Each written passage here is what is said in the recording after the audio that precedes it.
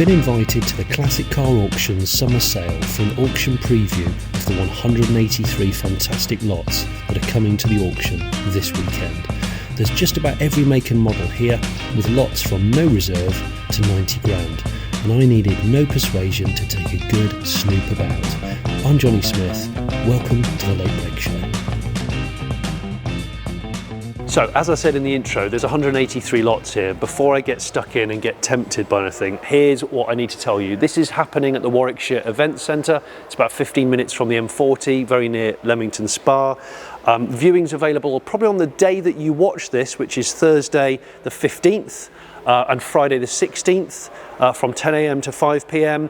The actual auction begins on Saturday the 17th, 10 AM the hammer starts hitting. Now that we've got all that out of the way, you can register online. You don't have to be in the room, you can register online, www.classiccarauctions.co.uk. I'll put all that in the description below. Let's start talking. We've arrived at a car which I saw in the catalogue and I've immediately gone, this is a car that I'm really fond of. Why? I've had a Mark 1 Granada, I've had two Mark 1 Granadas. My first one was in this colour, this jade green metallic, which I absolutely love. I've only ever had four-door saloons. This, as you can see from the back, is the two-door coupe, and this is left-hand drive. Now, this is not going to fetch as high money as a right-hand drive car, but I've looked at them for sale in places like Belgium, France, Netherlands, and this one's actually, I think, from Denmark. You can see some of the original stickers, because they're much better value. This is part of the Warwickshire collection, which was like a 300 or 400 car collection amassed by one guy and bought by a very popular, famous car company. And now they're disposing of all the cars they don't want anymore. And this is one of those, as well as all these other ones actually around me. The thing about the Mark 1 Granada, it's got no reserve. Most of these Warwickshire collection cars don't. And they're estimating this between 1,000 and 2 grand, and there's no way it's going to sell that cheaply, I don't think. Am I going to register to have a bid on it? I probably will have a tickle on this one. The paint is faded and it has been repainted in a couple of places on this car. This is a V6 Auto. It's got a really nice condition interior, actually. The interior is really good. Dash is normally cracked for a living, and this one isn't. It's still got, I think, it's still got the original radio and a Blaupunkt, either cassette deck or 8-track, which is very cool. And although there's some repair to the sill tops and the bottoms of the wings, which they rot, the wings on these are rot for a living anyway, I've had a quick nose round it and it's actually pretty up together and solid. You just got to come and look at the back end, because Mark 1 Granada back ends, this concave deck at the back. It's just, there's something about it, I think it's really classy. You think it's flat, it isn't. When you look down the side of it, it actually bows. And I just love these lights and this sort of black panel. This was an era when the Ford oval wasn't put on Fords. Sort of Mark III Cortina, Mark 1 Granada era. They didn't have the blue oval, they just had F-O-R-D. And I just think it's very Americanized. If this was in excellent condition on right-hand drive, this would probably be right now a 12 to 14k car in really, really good condition, right-hand drive. In okay condition, no MOT at the moment. I'm just looking at the details actually. This particular car, 68,000 kilometers. It's 1975 NReg, GL trim level, tan cloth interior, obviously auto gearbox. Some of the low-ranking cars were a 4-cylinder, 2-litre, the Pinto engine, but V6s are more desirable. So yeah, this is. I reckon this is probably worth 4. My hope is that it goes to someone that will put it back on the road and not put it round a short oval banger track. So from one old Ford, a 70s one, to another old Ford, a 60s one, but the reason why I want to talk about this Mark 1 Cortina is because it's an estate.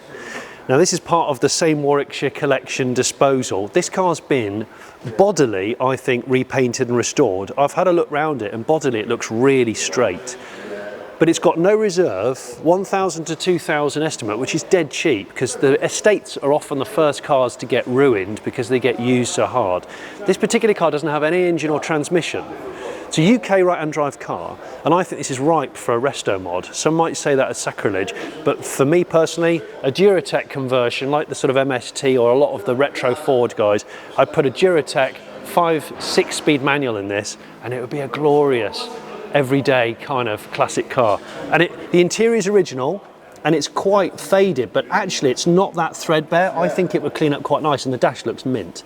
So yeah, I like that. But there's another estate over here which reminds me of my brother, because my brother's first car was a Morris Oxford, and this is an Austin Cambridge, again like a real regular car, but I think similar to that one. The body has had quite a high standard of restoration and paint done on it. I mean, it's dusty because it's been stored for years, but it's an estate. And what year is this actually? 65. They stopped making these, I think, in 70 or 71. The interior is bad, but the bodywork is really good. And you just don't see the estates. They just don't survive as well as the saloons, just because they were so damn practical and useful. And this is, again, no reserve. It's a no reserve car. I would get that kind of oxblood leather redone and then just go through the mechanics. Let's have a quick look here. Yeah, 77,000 miles on the Odo.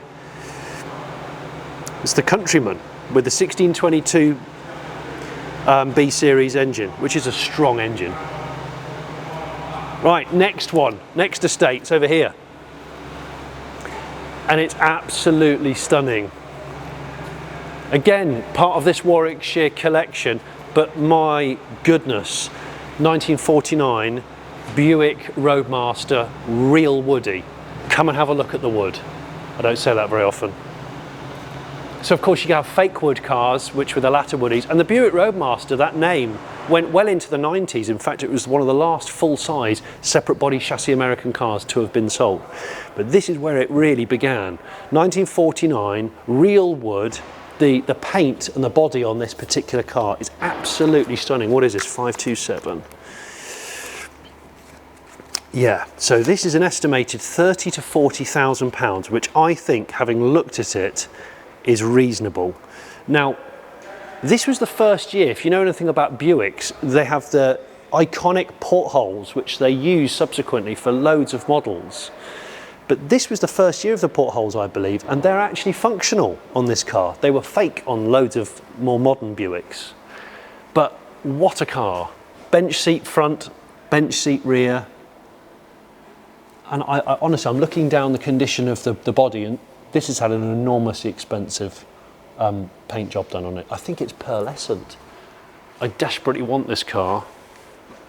It's one of the prettiest American cars to have been made, a proper sort of post-war boom period. Look at this.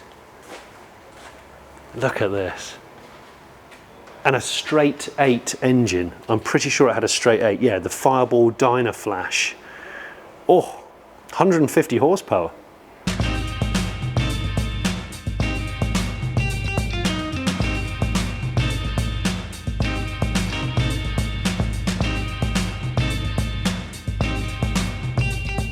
So we've gone from indoors to a handful of cars outdoors. Actually, it's more than a handful. There's loads that I want to talk about. I'll have to speed this up a bit. This is a really rare car. I mean, any first generation rotary RX-7 Mazda is a rarity. It's a 1980 car, but this is a TWR body kitted version. This has been warmed over, obviously the black and the gold combination with these 13-inch like Turbovec looking wheels. I absolutely love this. The interior looks really, really good as well. There's not many of these left, and this is a UK supplied car as well. What is it? Estimate 10 to 12 grand. Over here, look. Racing Puma. Now, if you know anything about Pumas, when you look at it dead head on, you can see these huge bulbous arches. When they were new, they were quite a thing. Bit of a homologation car in many ways. I think they were made by Tickford by hand. This is something of a barn find, number 321 of 500 ever made, in need of some TLC and recommissioning. The interior actually looks good, albeit a little mouldy. 97,000 miles on the clock, which is fairly high. This could be a really good car, actually. It could be a real bargain for what is a special kind of post-millennium hot hatch. Right, let's put our foot down and rattle through a couple of others. 1967 Fiat 850 Coupe, no reserve, 4 to 6 grand. The sexiest looking 47 horsepower, 843cc you're ever likely to see. Very, very early Panda, 1981 Panda 30. This is the one that had the 652cc twin cylinder engine. Gorgeous, no reserve, 5 to 7k. VW Corrado Storm. VR6, the run-out model, only 500 made. This has just been restored. It is gorgeous, 12 to 15 grand. Mercedes W124 convertible, but this is the 320 Sportline, which means stiffer suspension, generally a better drive. I had a Sportline 7-seat estate version and it was lush. This, 10 to 12 grand, and it's a really, really good example. Lot 665, 5 Series BMW, but it is the E39 Alpina. It's the 3.3 Alpina in the colour that you want, Estoril blue, with the transmission that you want, manual. 162,000 miles, but estimate 10 to 12 grand. 1983 Fiat 900 van, fantastic. 1993 Range Rover Classic Overfinch, spec new, by a chap that lives in a castle in Scotland. 5.7 Chevy small block under the bonnet and actually in time warp condition. Life is the name of the game and I want to play the game with you. This 1971 Rolls-Royce Corniche was ordered new by Sir Bruce Forsyth, the late Bruce Forsyth, and he owned it for 7 years. This is estimated at 50 to 60 grand. If you look at the condition of the body and the paint, it is really, really straight. It's really straight. I don't normally like shadows, but when they're two-door with that little kick up there, I think there's something special. Good provenance as well. Yeah, 39,000 miles. There's a lot of Land and Range Rovers here on sale. We'll mention a couple of the others, but the first one I want to land on is this. A micro-sized classic Range Rover. If you remember years and years ago, these were the kind of things that were only sold to the very high-end people, well-heeled folks, shops like Harrods, Hamleys, and that's where this came. This was sold new via Harrods and a few dealerships. It was £12,000 when it was new, apparently. It's a Briggs & Stratton 5 horsepower petrol engine, rear-wheel drive, not four-wheel drive. Coil sprung chassis, it's got real seat belts, it's got a Kenwood CD player in it. And I've had a couple of like top cars before because I just find them quite fascinating, but I've not seen a Range Rover. This is exceptionally well built. They're saying the estimate, it's no reserve, 800 to 1,200 quid, which I actually think is pretty good value because I think an adult could get in it. I'm just going to see, because I've had one of these before where an adult could actually ride in it with a child. I don't know if I can this one, now that I'm seeing it. No, I won't be able to get to the pedals of this one. But if you look at the construction of it, it's extremely robust. And actually, these hold their value really, really well, because some people buy these for their children and some people buy them who are just collectors of this mark and they just want to put it on a wall. It's always a safe bet usually. Let's have a look in here. Let's have a quick look. Show me the Briggs & Stratton. There it is, look. So underneath, yeah, it's just it's basically a cart. There, yeah, it's got a cart rear axle with a disc brake. Very neat. Anyway, let's look at a real Land Rover here. Now, this interests me. This is called a Minerva. You probably already know that Series 1 Land Rovers are big money, really popular because they're the first generation, like all these things. The earlier cars tend to be the more valuable cars. But the Minerva was a Series 1 Land Rover made under license in other countries as a CKD, a completely knockdown kit. And that's what this is. So this Minerva, 1952, with an estimate of 5 to 7 grand, no reserve, is a way cheaper way of owning a Series 1 Land Rover, and I think it's a little bit more quirky. These wings are different here, which probably turns some people off, but I actually think it looks fantastic. This exact car here is, I think it's ex-Belgian Army. Yes, ex-Belgian Army. Minerva lacked the ability to produce the curved wings, so the Minerva vehicles have a distinctive sloping wing shape. This particular car was imported in 1995 and it's currently showing 25,000 kilometres on the clock. It is rarer than a Series 1 Land Rover in the UK, and yet it's probably half the price for the same calibre of car. Buttermilky TVR, Honda S800 Coupe. I had an S600. They're great, delightful little things, little screamers. Here, talking of little screamers, Fiat 595 Abarth. Yeah, replica. Right-hand drive too. Volvo P1800, still the best looking Volvo of all time, probably. And this has been subjected to a lot of work. Another white car. Another white car. Look. Madly detailed RS Turbo Escort.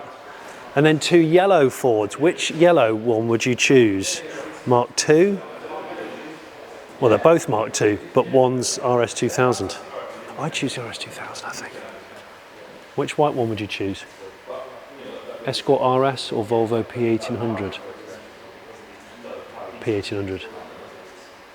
Sunflower yellow, DS21, ex-South African. So right-hand drive, hot climate car. It's been upgraded. It's got the upgraded DS23 engine and the 5-speed gearbox. I love that colour as well. 2 really similar coloured cars, but this is what I like about this auction event. These could not be more different. This 1960 Cadillac convertible, it's actually my favourite year of Cadillac. The wings are not quite as mad as the 59s. And this Toyota Starlet KP 31, I think. These used to be common as muck, cheap cars, not anymore. I bet my house this is going to end up in Ireland. You look inside, carbon fibre buckets, Motorsport OMP steering wheel and shifter. Something's going on here, something really special, because this is a restomod that's been built so beautifully, and under the bonnet here is not as it seems. Says Toyota twin cam 16 valve. That's actually a YB Ford Cosworth engine with Turbo Technics turbo. That's a 440 horsepower rear wheel drive little Starlet. Beautifully done. Now, it's a lot of money, 30 to 35,000 pounds this is estimated at, but if you were going to build this kind of caliber car from scratch, you'd spend more than that kind of money. I love it. It's one of my, these are 2 of my favourites from this whole auction. Ain't no doubt, it's plain to see, a girl like you is no good for me. Spender spec, Sierra, Cosworth, Sapphire 4x4, pretty much original 55,000 mile car. Originally from Ireland, denoted by the massive dealer sticker still in the back window.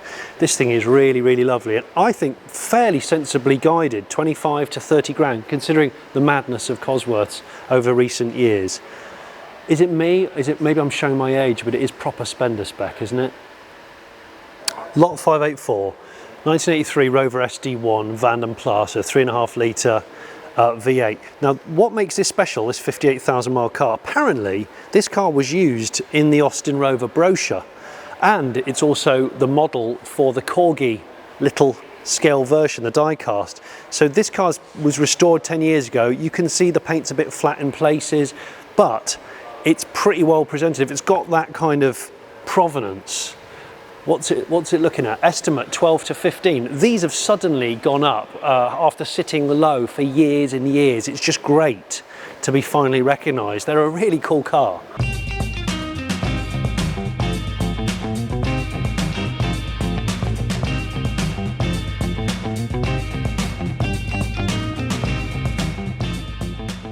Well, it's just a black London cab, isn't it? No. It's not though, because this one has only had 1,700 miles put on the clock, and it was ordered new by the Sultan Qaboos of Oman as part of his vast vehicle collection. That's what I like about this place. There's a bit of everything. You've got that, got the Tommy Mackinnon, Homage, Evo, there's a bit of everything. So just to reiterate, this CCA auction takes place The hammer starts on Saturday, okay? So Saturday the 17th. On the 16th and the 15th, they're the viewing days from 10 AM to 5 PM. You don't have to be in the room. You can either watch it live streamed and you can bid online if you want to, and I'll put all those details in the description below. Thanks a lot to Classic Car Auctions for having me over. I've really enjoyed it. I'm going to try my best to not bid on the green Granada Coupe.